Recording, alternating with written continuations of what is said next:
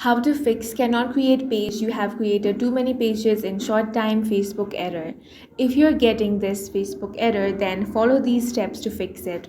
First of all, you want to take a screenshot of the error message. Once you have taken the screenshot, next thing you want to do is head back.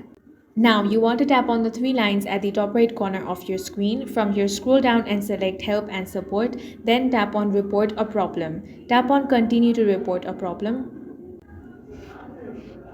Now scroll down and find the option of pages, select that. Here you simply want to upload the screenshot that you took. Go ahead and upload that. Now on this box you want to type the following.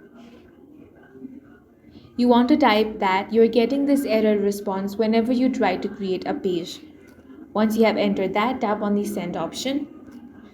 Now Facebook team will review this error and then help you fix that. And that's all for this video. If you found it useful, make sure to hit the like button and subscribe for more videos like this.